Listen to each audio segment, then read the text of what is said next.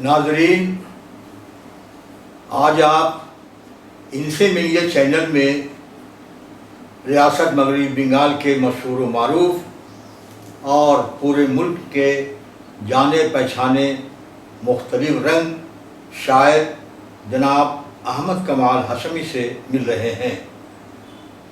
अहमद कमाल हाशमी साहब, आपका इनसे मिलिए चैनल में बहुत बहुत खैर मकदम है। शुक्रिया, पुरजोश खैर मकदम है। बहुत शुक्रिया। और मैं चाहता हूँ कि आपसे गुफ्तगू करूँ और नाज़रीन को अपने बारे में कुछ बताएं। आपसे बातें होंगी, लेकिन मैं ये चाहता हूँ कि आप अपने बारे में हमारे नाज़रीन को या इनसे मिलिए चैनल के नाज़रीन को कुछ बताएं।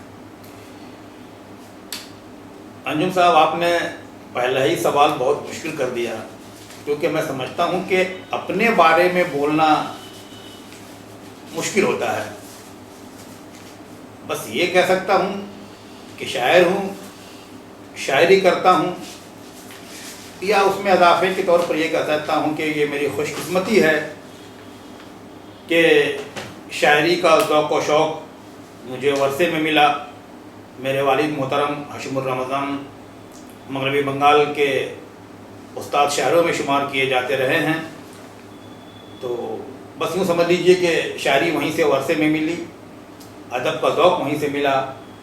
जो लिख रहा हूँ, जैसा लिख रहा हूँ, ये क़ारीन, नाज़रीन और सामीन के सामने है।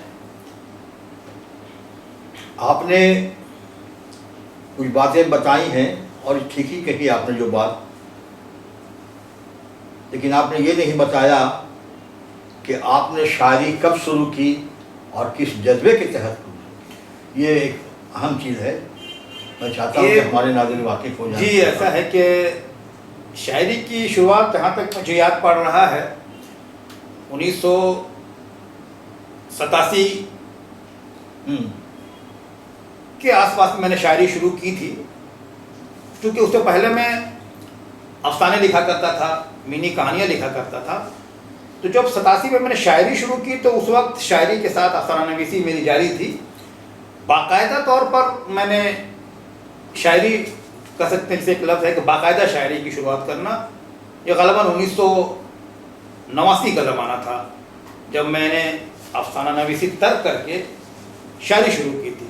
जहाँ तक किसी जज्बे की बात है तो मैं बता दूँ कि मुझे याद नहीं पाता कि ऐसा कौन सा जज्बा था, लेकिन ये ज़रूर है कि शायरी के मैदान में मुझे खींच लिया गया यूँ कि मेरे बहुत अच्छे दोस्त हुआ करते थे कमरट्टी के में रहने वाले, जिन्हें आप बंगाल के लोग जानते हैं, मुमताज़ अनवर साहब।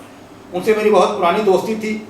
वो शुरू से शायरी करते थे और मैं अफसाने लिखा करता था, लेकिन वो हमेशा मुझे कहते थे कि कमाल साहब शायरी कीजिए, शेर कहिए। अपनी यहाँ नशस्तें करवाते थे, मुशायरे करवाते थे, तो मुझे बुलाते थे।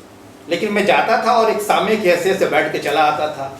लेकिन इस बीच में मुझे एक बिल्कुल पिन पॉइंट मुझे याद नहीं है कि मैंने शायरी कब शुरू की, क्यों शुरू की।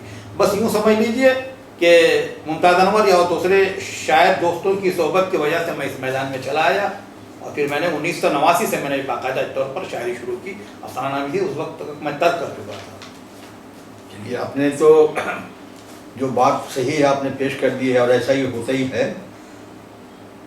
एक बात यही है कि आज के दौर में या पहले के ज़माने से एक बात चली आ रही है, ऐसे भी कुछ शायर गुजरे हैं, अभी भी गुजर रहे हैं या पहले भी थे, कि जिन्होंने उस्ताद नहीं किया। तो आपके बारे में जब मुझे इल्म हुआ कि आपने भी किसी को उस्ताद नहीं बनाया, जबकि ऐसा होता है कि किसी न किसी को लोग अपना उस्ताद बनाते हैं। मैं ये जानना चाहूँगा, हमारे क़ारीन ये सुनकर खुश होंगे या हमारे नाज़रीन की बात क्या है कि आपने अगर किसी को उस्ताद नहीं बनाया तो वो आपके वालिद मोहतरम हज़रत हाशिमुर रमज़ान बहुत अच्छे शायर उस्ताद गुजरे हैं, बहुत बाकमाल शायर। तो क्या आप उनसे मशवरा करते थे शायरी के बारे में? ये हमारे नाज़रीन को बताया। नहीं, ऐसा अंजुम साहब कि शायरी में मेरा कोई उस्ताद नहीं है, ये बात दुरुस्त नहीं है। ये अलग बात है कि कभी इसका जिक्र करने का मौका नहीं आया या कभी किसी ने पूछा नहीं। लेकिन हकीकत यह है कि शायरी में मेरे इब्तदाई उस्ताद मेरे छोटे भाई अरशद जमाल हाशमी रहे हैं। کیونکہ چھوٹے بھائی وہ ضرور ہیں لیکن شاعری میں مجھ سے بہت سینئر ہیں. 1981 میں جب میں نے افسانہ نویسی شروع کی تو اس وقت تک ارشد جمال ہاشمی شاعری شروع کر چکے تھے. انہوں نے عروضی کتابوں کا مطالعہ کیا تھا اور بہت ساری چیزیں پڑھی تھی اور شاعری شروع کر دی تھی. جب 1987 میں نے شاعری شروع کی تو ظاہر ہے کہ میں نے اپنے چھوٹے بھائی ارشد جمال ہاشمی کو کچھ ابتدائی کلام دکھائے اور ان سے اصلاح لی. تو میں بغیر استادیہ نہیں ہوں. یہ ضرور ہے کہ وہ اصلاح لینے کی مدت جو ہے وہ کم رہی. اور جہاں تک والد محترم حشر رمضان کی بات ہے, ان سے اصلاح لینے کی بات تو بہت دور کی بات ہے. میں نے ان سے کبھی ایک لفظ نہیں پوچھا. ان کا ایسا وہ سخت مزاج یا ایک سخت انسان تھے. وہ بہت اچھی طرح سے ہم لوگوں نے پرورش کی لیکن سخت تھے. ان سے اتنی قربت کبھی نہیں رہی کہ ہم ان سے کبھی ایک لفظ بھی پوچھتے. اگر کسی لفظ کی جنس دیکھنی ہوتی تھی تو میں لغت کا سہارا لیتا تھا, اور شاعری کے معاملے میں کچھ اگر مشورہ کرنا ہوتا تو ارشد جمال ہاشمی تھے جو چھوٹے بھائی ضرور ہیں لیکن سینئر شاعر ہیں.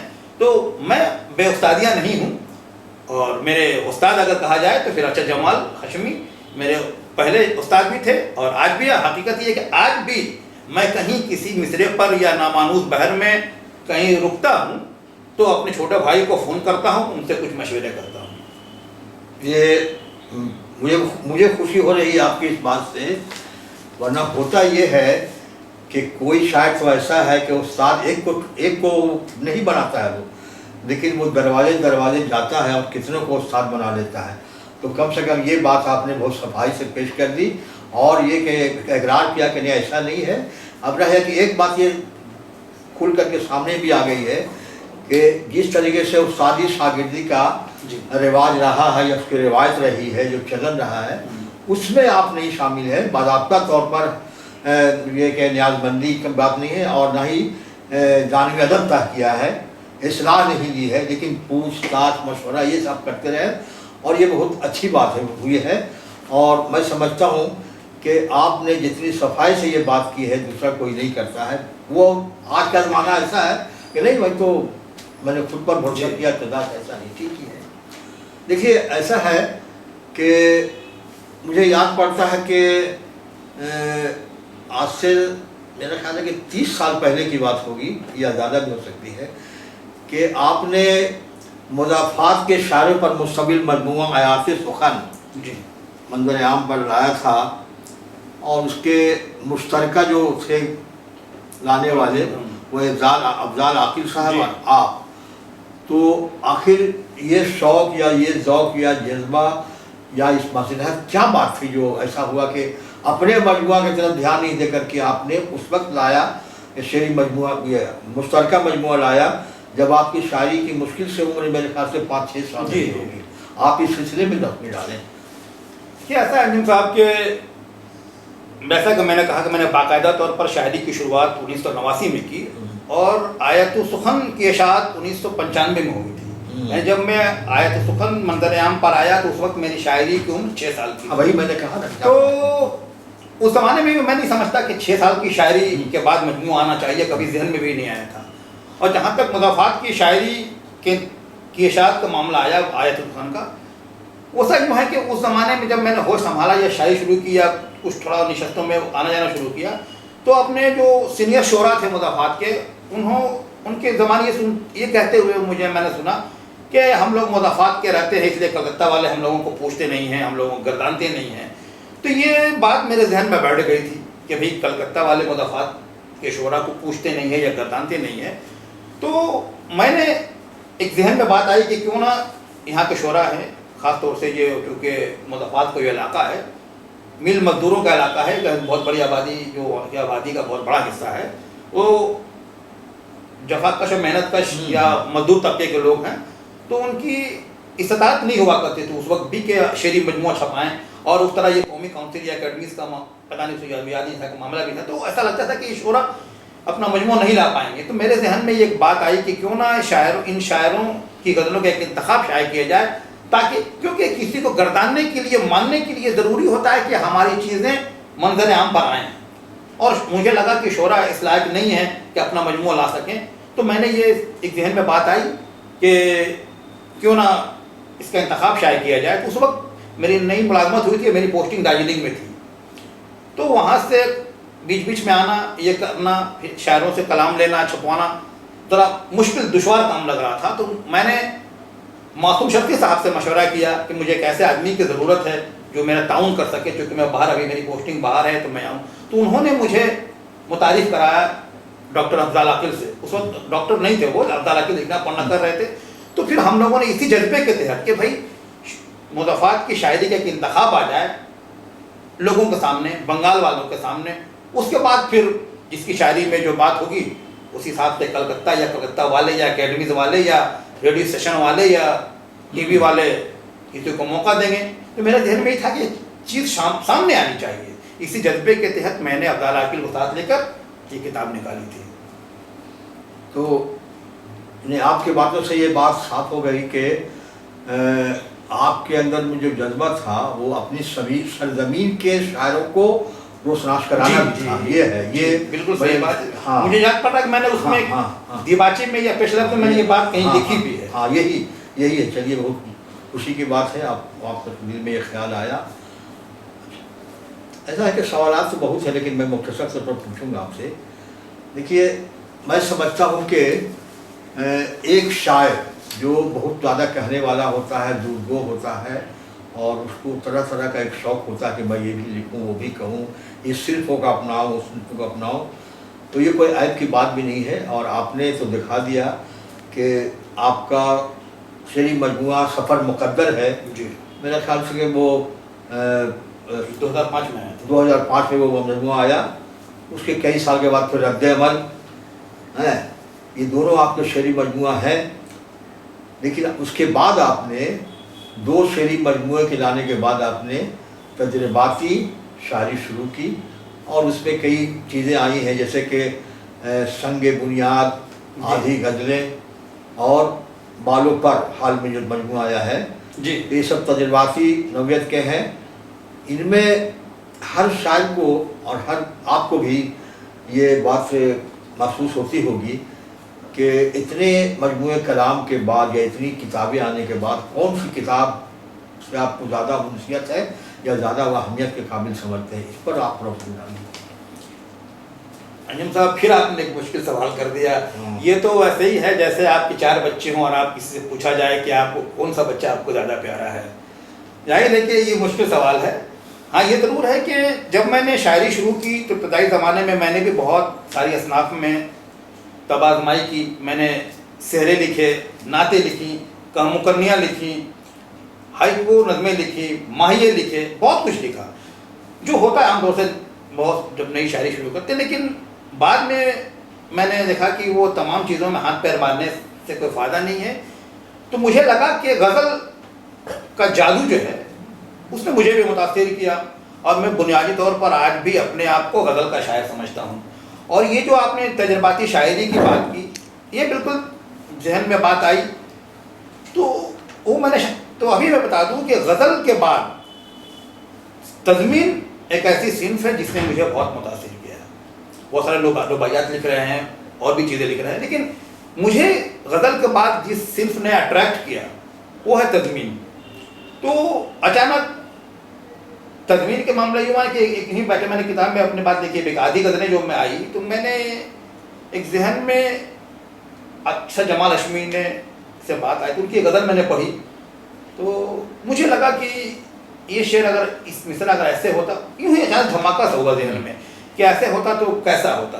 तो मैंने भाई ऐसे जमाल अशमी से पूछा तो कहा कि हाँ ये भी हो सकता था। तो मेरे जहन में आया कि अगर हर शेर से अगर पहला मिसरा हटाकर मैं अगला पहला मिसरा लगा दूँ भाई के गज़ल में तो एक नई गज़ल सामने आ जाएगी।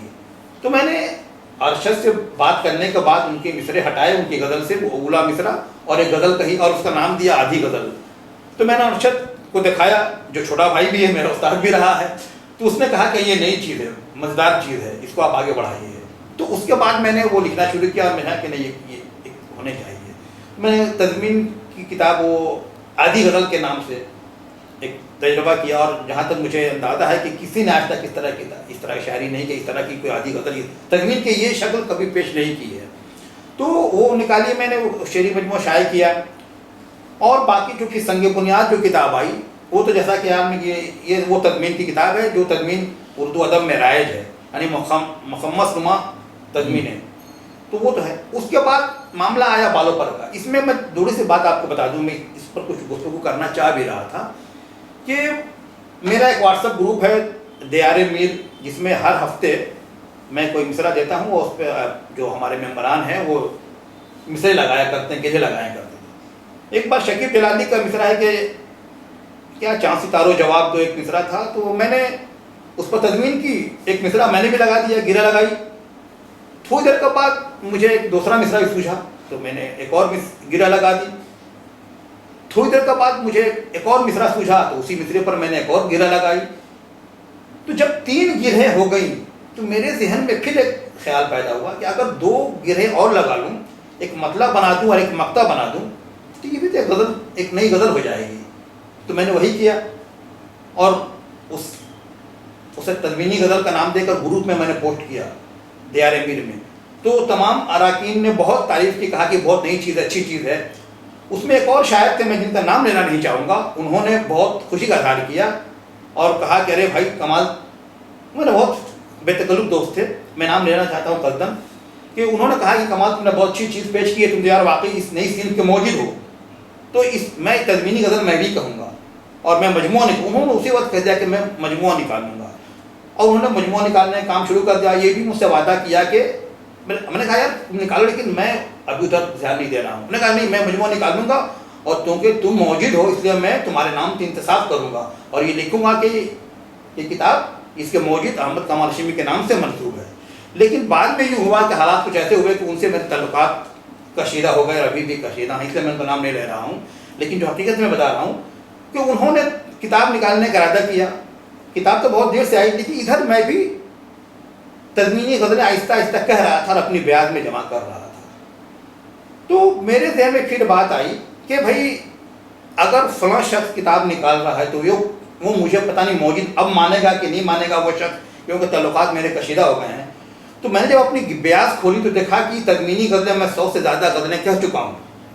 تو میرے ذہن میں آیا کہ نبی اب اگر میں 100 سے زیادہ غزلیں میری ہو گئی ہیں تو کیوں نہ میں ہی مجموعہ نکال دوں، کیونکہ اب اس شخص سے میرے تعلقات کشیدہ ہو گئے ہیں۔ اگر وہ مجموعہ نکالے گا تو میرا نام لے گا کہ نہیں لے گا، میرے نام سے انتصاب کرے گا کہ نہیں کرے گا، مجھے موجود بتائے گا کہ نہیں بتائے گا۔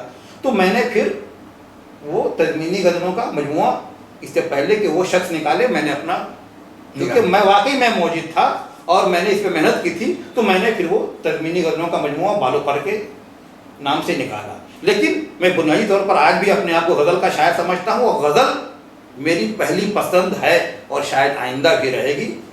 تدمین میری دوسری پسند ہے اور شاید دوسری پسند بھی رہے گی۔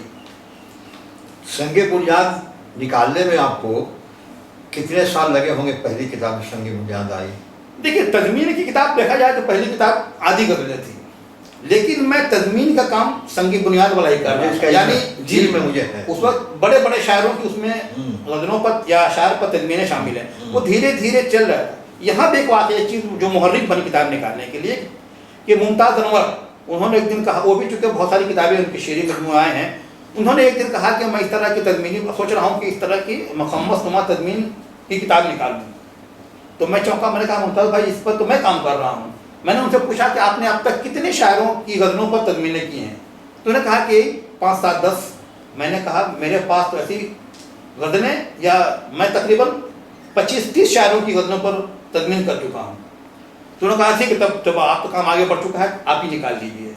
تو پھر میرے ذہن میں آیا کہ اگر میں دیر کروں گا تو ہو سکتا ہے کہ ممتاز انور صاحب نکال لیں۔ میں اس بولنے مجھے کوئی بات نہیں ہے، مجھے لگا کہ تم چونکہ میں کام آگے بڑھا چکا ہوں تو کیوں نہ میں پھر میں نے اور شعرا کی تدمین، اشعار کی تدمین کی اور سنگ بنیاد کے نام سے وہ کتاب نکالی۔ اس سے پہلے کہ آدھی غزلیں کتاب آ چکی تھی، لیکن سچ پوچھیے تو تدمین کا کام، یہ جو سنگ بنیاد میں جو تدمین ہے، اس کا کام بہت پہلے سے چل رہا تھا، بہت ہی پہلے سے، تقریباً 6 7 8 سال پہلے سے چل رہا تھا۔ لیکن میں کتاب ابھی نکالنے کے موڈ میں نہیں تھا، یہ چونکہ اس بات جو بات سامنے ہے اس کی روشنی میں مجھے تحریک ملی اور میں نے پھر وہ سنگ بنیاد کتاب نکالی۔ آپ چونکہ جس محکمے میں ملازمت کرتے ہیں وہاں تو پوسٹنگ دوسری جگہ میں ہوتی رہتی ہے، کلکٹر سے باہر بھی، تو तो आप आसनसोल भी गए जी। और मेरे ख्याल है कि 3 साल वहाँ गुजारे भी होंगे। आसनसोल बंगाल में एक ऐसा खित्ता है, ऐसा इलाका है जिसे हम उर्दू का इलाका कह सकते हैं। और आपको इल्म होगा कि जब मगरबी बंगाल में उर्दू को सरकारी ज़बान देने की बात चली थी तो ज्यूसी बासो ने खुद ये इंडिकेट किया था कि अभी मरदमशुमारी की रिपोर्ट पूरी आ जाए, लेकिन मैं समझता हूँ कि कलकत्ता, गार्डन रीच, आसनसोल और अशराफपुर सब डिवीज़न ये उर्दू इलाके हैं। तो आसनसोल का उन्होंने नाम लिया था। और मैं जहाँ तक जानता हूँ कि आसनसोल में उर्दू शेर व अदब का चर्चा कमोबेश 80 साल पहले हुआ था। सुहेल वास्ती और कुमकुम ज़माने के शायर गुजरे थे। और अच्छा खासा वहाँ एक हल्का है, शायरों का हल्का है, मुशायरे होते हैं, अदबी महफिलें होती हैं, रमज़ान में कसीदा खाने की महफिल होती हैं। आपने 3 साल वहाँ गुजारे, यकीनी बात है कि 3 वर्षों में तो आप लोगों ने, आपने मेरे ख्याल से कितने ही मुशायरे पढ़े होंगे। तो क्या आप पसंद करेंगे कि हमारे नाज़रीन को इसके बाबत कुछ बताएं? देखिए, वाकई ये है कि मैं आसनसोल में मुलाजमत के दौरान मेरी पोस्टिंग वहाँ हुई थी, तो मैं 3 साल नहीं, मुसलसल मैं 2 साल वहाँ पर था। मेरे शब व रोज़ वहाँ गुजरे। तो इसमें कोई शक नहीं कि वहाँ उर्दू शेर व शायरी का बहुत ही अच्छा माहौल है। लेकिन वहाँ पर मैंने महसूस किया कि वहाँ के शोरा मुशायरों के ज़्यादा दिलदादा रहे हैं। वहाँ बड़े बड़े मुशायरे हुए हैं और बहुत कामयाब मुशायरे हुए हैं। और जब मैं वहाँ रहा तो वहाँ मेरी बहुत अच्छी पधराई की गई। और अदारा एक वहाँ पर हुआ करता था बज़्म हमीदी, जिसके परचम तले हर महीने निशस्त हुआ करती थी, बीच बीच में मुशायरे हुआ करते थे। तो वाकई वहाँ बहुत अच्छा माहौल कल भी था और आज भी है। वहाँ के लोग शेर व शायरी के बहुत ही शौकीन हैं। अच्छे शेरों की, अच्छे शायरों की वहाँ पधराई की जाती है, की जाती थी और की जाती है वहाँ पर कई। लेकिन जैसा कि हर शहर में होता है, कलकत्ते में भी है, मुज़फ़्फ़राबाद में भी है और आसनसोल में भी है। बहुत अच्छे शोरा भी हैं, औसत दर्जे के शोरा भी हैं और कुछ मुतशायर भी वहाँ पर हैं। तो माहौल इस लिहाज से अलग नहीं है, लेकिन वहाँ जो लोगों का ज़ौक़ है, शेरी ज़ौक़ है, वो ज़बरदस्त है, काबिल तारीफ़ है। वहाँ अच्छे मुशायरे होते हैं और यूँ समझिए कि वहाँ के शोरा जो है शायरों या मुशायरों को ही शायरी की मेराज समझते हैं। मुशायरे पढ़ने का चलन ज़्यादा है। अगर किसी शायर को वहाँ पर ज़्यादा मुशायरे मिलते हैं या वहाँ के शोरा, जिन शायर को बाहर के मुशायरे में बुलाया जाता है, उनकी अहमियत बढ़ जाती है। वहाँ पर अरे ये बहुत मशहूर शायर है, वहाँ बुलाया जाता है।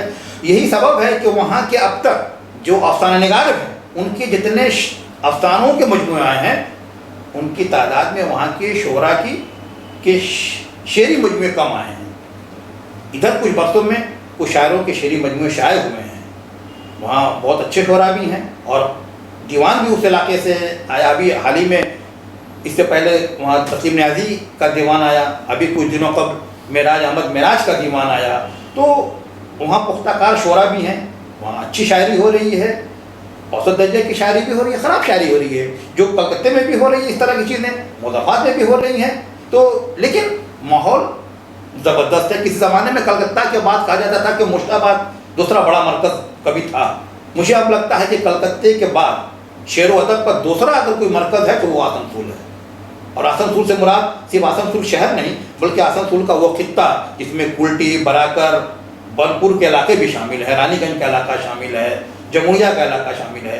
तो मैं समझता हूँ कलकत्ते के बाद दूसरा बड़ा मरकज़ इन दिनों शेर व शायरी का या अदब का, अफसाना निगारी का आसनसोल है। कोई यादगार वाक़या 2 वर्षों में?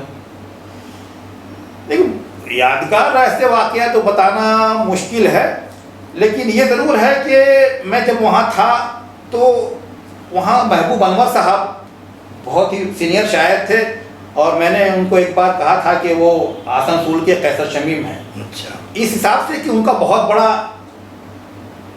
हल्का था शागिर्दों का और कुछ अपने शागिर्दों को अजीज़ रखने का और शागिर्दों को इस्लाह देने का तरीका जो है बहुत हद तक मेरी नज़र में कैसर शमीम साहब से मिलता जुलता था।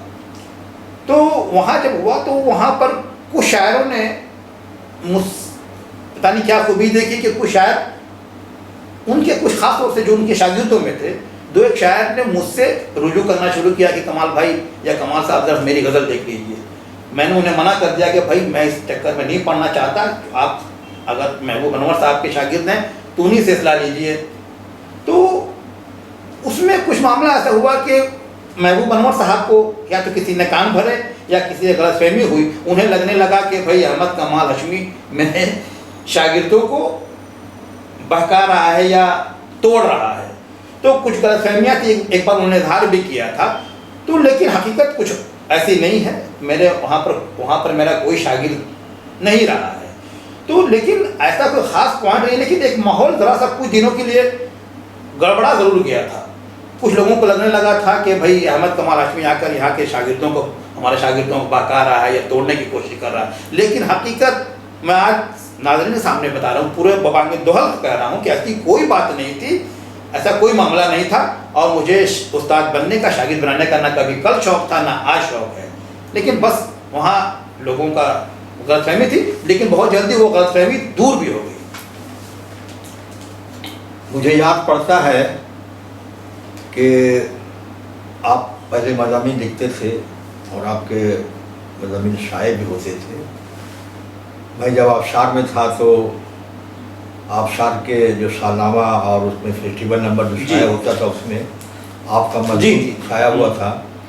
اور اس وقت آپ نے کلکتے کے حوالے سے میرے ایک شعر کا ذکر کیا تھا. اس ایک مضمون میں مجھے یاد ہے, مضمون کا عنوان بھی یاد نہیں لیکن ایسا یاد پڑتا ہے. وہ ایک تو زمانے, لیکن اب مضمون لکھنا پر کم ہو گیا. میں نہیں کہوں گا کہ ہاں بند کر دیا آپ نے, کم ہو گیا بھائی. بڑا یہ اچھا سوال آپ نے کیا ہے انجم صاحب, کہ یہ ضرور ہے کہ جس مضمون کا ذکر کر رہے ہیں وہ غالباً ایک مضمون تھا کلکتہ اردو شعراء کی نظر میں, ایسی کچھ. جی. اور اس میں نے جب کچھ اشعار تلاش کیے تو اس میں آپ کا بھی شعر ملا تھا, میں نے کئی لوگوں کا, اور وہ طویل مضمون ہو گیا تھا. لیکن سچی بات یہ ہے کہ میں نے مضامین کم لکھے ہیں, کیونکہ کوئی مضمون لکھنے کے جو وقت چاہیے مجھے ایسا لگتا ہے کہ مجھے نہیں ہے. کیونکہ دفتر ہے, گھر ہے, اس کے بعد غزل کا شعر تو چلتے اٹھتے بیٹھتے کہیں بھی ایک شعر ہو سکتا ہے. اگر میں دفتر جا رہا ہوں, ٹرین میں بیٹھا ہوا ہوں, گاڑی میں بیٹھا ہوا ہوں, ایک شعر ہو جاتا ہے. لیکن مضمون لکھنے کے لیے وقت نکال کر بیٹھنا پڑتا ہے, وہ نہیں ہو رہا تھا. لیکن میں آپ کو بتاؤں کہ ان دنوں میں مضمون لکھنے لگا ہوں الگ نوعیت کے, یعنی کوئی تنقیدی یا تحقیقی مضامین نہیں بلکہ تاثراتی مضامین لوگوں پر لکھ رہا ہوں, ان لوگوں پر جن سے میرے گہرے مراسم رہے ہیں یا جن سے ساتھ میرا اٹھنا بیٹھنا زیادہ رہا ہے. اور میں کوشش یہ کرتا ہوں ان تاثراتی مضامین ایسے ہوں کہ جس پر میں مضمون لکھ رہا ہوں اس کے کچھ ایسے گوشے میں سامنے لاؤں جو عام حالات میں عام لوگوں کی نگاہوں میں نہیں ہے. اسی طرح کہ پہلی کڑی خود میرے بھائی افسر جمال ہاشمی میں میرا مضمون تھا, جس میں نے پہلی بار باقاعدہ اعتراف کیا, بتایا تھا کہ افسر جمال ہاشمی میرا چھوٹا بھائی ہونے ساتھ میرا استاد بھی رہے, اور وہ سینئر شاعر ہوتے ہوئے بھی کیوں لوگوں کی نظروں میں نہیں آ پایا. اس میں نے بتایا تھا, بہت سارے گوشے میں نے اجاگر کیے تھے. اس کے علاوہ بھی میں نے اپنے آسنسول کے ایک دوست رستم قریشی پر ایک مضمون لکھا, اور میں لکھ رہا ہوں ابھی بہت جلدی. ابھی ایک مضمون کہتا شمیم صاحب پر زیر تخلیق ہے. تو ادھر کچھ دنوں سے مضمون نگاری کی طرف میری توجہ ہوئی ہے. انشاءاللہ کچھ لوگوں کے ساتھ جب مضامین لکھ لوں گا, کچھ 20-25 مضامین اگر ہو جائیں گے تو انشاءاللہ ارادہ یہ ہے کہ پھر وہ مضامین کا مجموعہ نکالوں گا. لیکن وہ مضامین تاثراتی ہوگی, لیکن جس پر لکھ رہا ہوں اس کے کچھ گوشے ضرور سامنے آئیں گے جو لوگوں کے نظر میں نہیں رہے ہیں. نہیں, اچھا, وہ مضمون تو میں نے پڑھا تھا, اچھا لگا تھا, اور کچھ میں چاہتا بھی تھا کہ اس سلسلے میں کچھ اور آپ وضاحت کر دیں. بات سمجھ میں آ گئی کہ آپ اس طرف کام کر رہے ہیں. ادبی انجمن کا جو قیام ہوتا ہے یا تعلق ہوتا ہے وہ آج سے نہیں ہے, ایک زمانے سے ہے.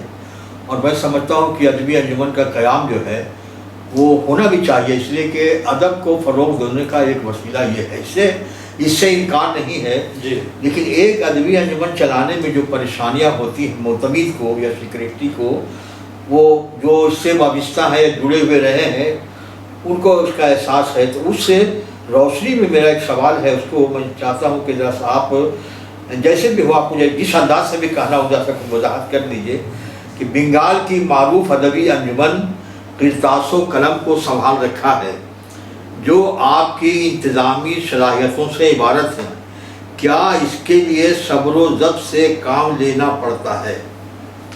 میں جواب میں پہلا ہی لفظ یہ کہوں گا کہ ہاں، واقعی صبر و ضبط سے کام لینا پڑتا ہے، اور یقیناً اس کا اندازہ آپ کو بھرپور ہوگا انجم صاحب، کیونکہ آپ خود بزم احباب کے ایک زمانے تک سیکریٹری رہے ہیں اور مسلم انسٹیٹیوٹ کے لٹریری سب کمیٹی کے غالباً چیئرمین بھی رہ چکے ہیں، تو آپ نے بھی بہت سارے پروگرامز کروائے ہیں۔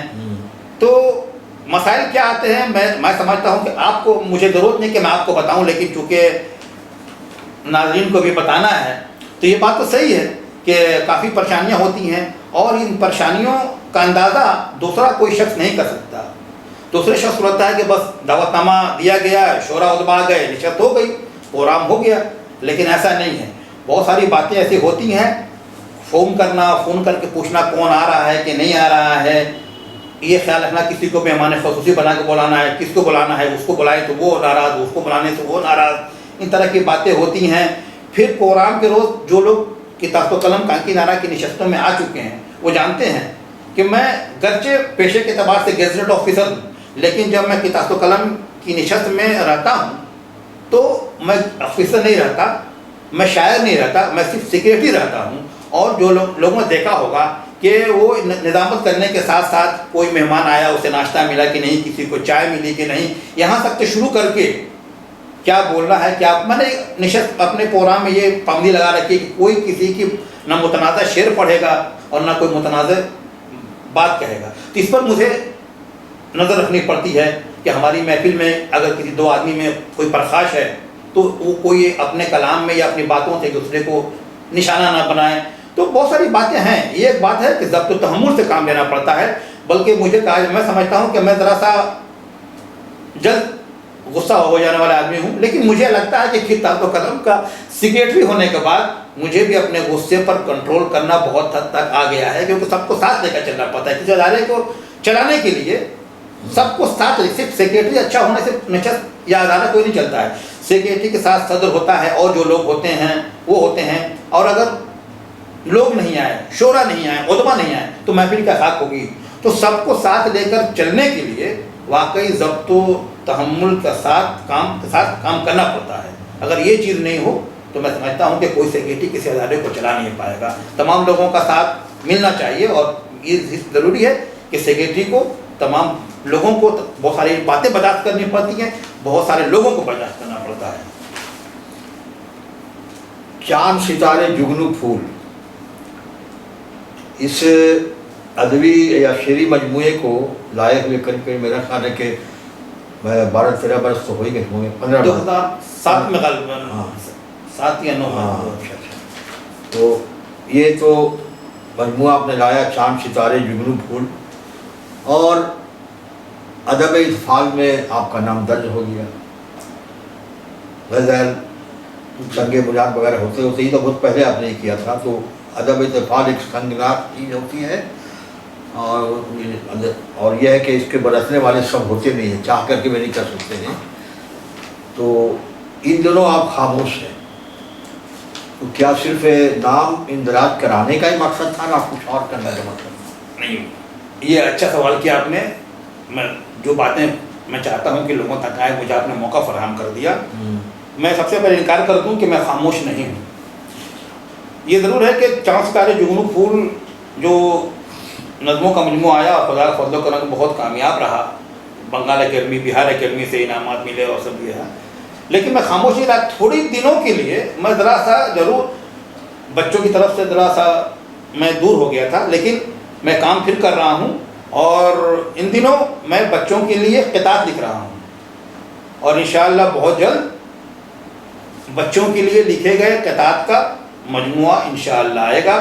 بچوں کے ادب سے میری دلچسپی رہی ہے۔ اگر میں ترتیب سے کہوں تو غزل، تضمین، اور اس کے بعد مجھے آپ سمجھ سکتے ہیں کہ بچوں کے ادب سے میری دلچسپی ہے۔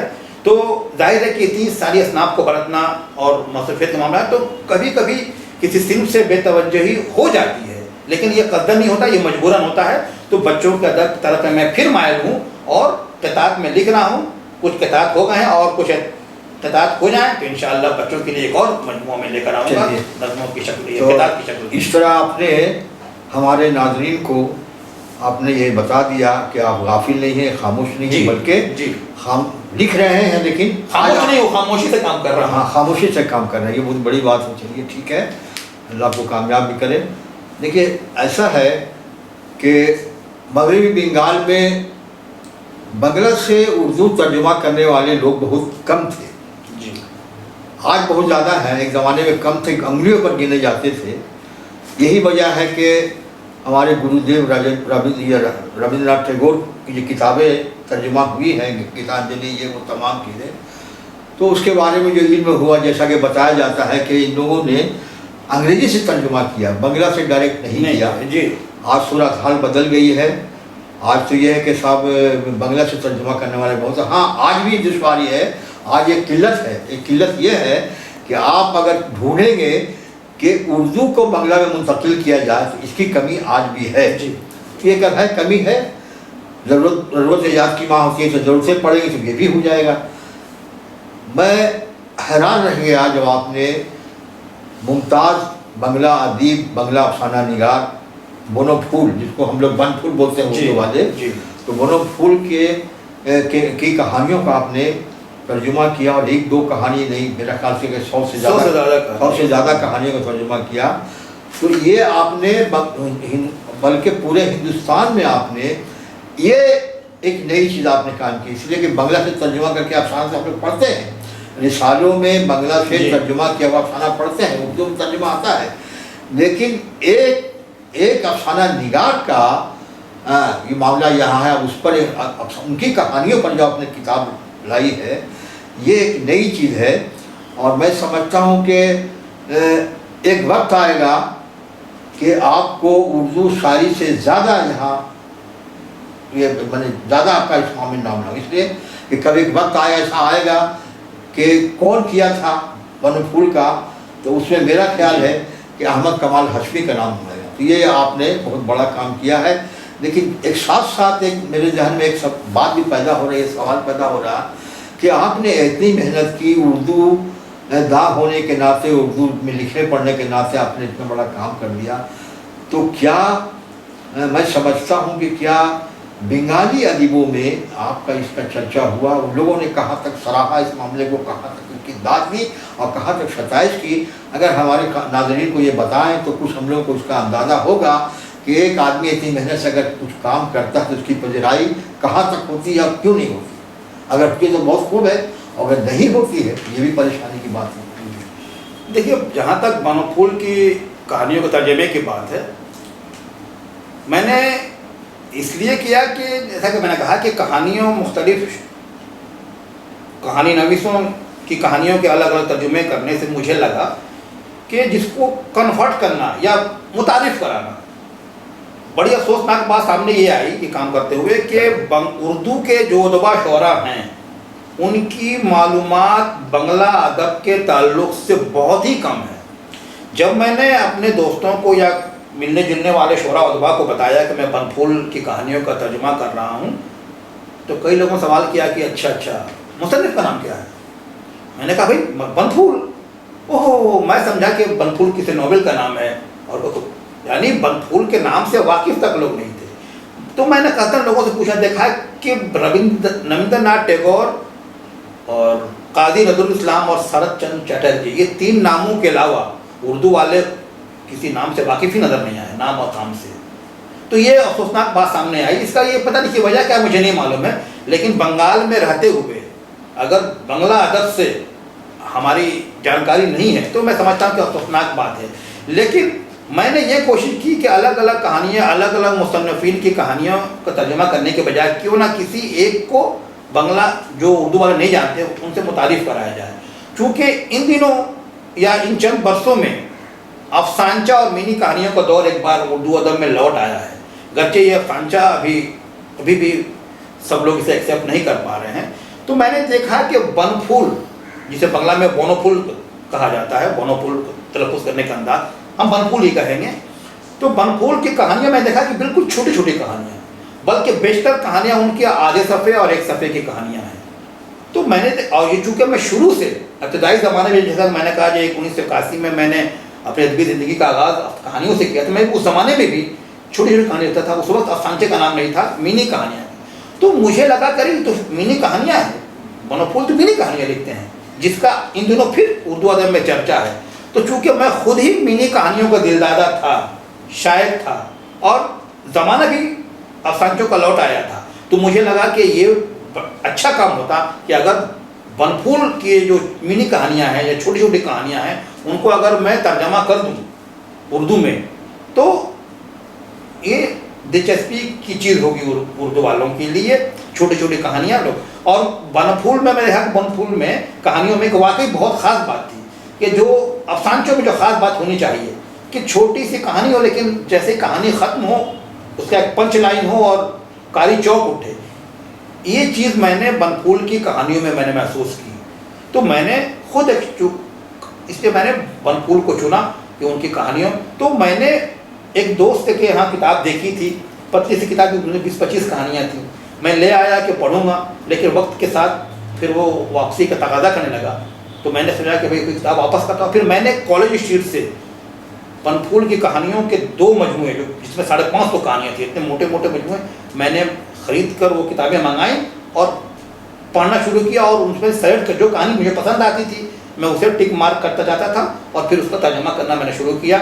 और इस तरह के, लेकिन मैं समझता, और इंशाल्लाह इस बार फिर एक और किसी मुसन्निफ़ को लूँगा और उनकी कहानियों का मैं तर्जमा करूँगा। और मैंने अपनी इस किताब में कहा भी है, लिखा भी है, और मैं फिर ही कहना चाहता हूँ कि अगर जो लोग तर्जमे का काम करते हैं, मैं उनसे दरख्वास्त करूँगा कि मुख्तलिफ़ कहानियों, मुसन्निफ़ीन की कहानियों को तर्जुमा करने के बजाय क्यों ना किसी एक मुसन्निफ़ की कहानियों का तर्जुमा करें, जो जिस भी कहानी नवीस की कहानी उन्हें पसंद आए, 20, 25, 15, ताकि उनके तारुफ के साथ एक साथ अगर 20, 25, 50 कहानियाँ आएँ तो एक तासुर पैदा होगा। एक उर्दू के क़ारीन जो हैं वो एक तासुर लगे कि हाँ बंगला का लिखने वाला ये कैसा था।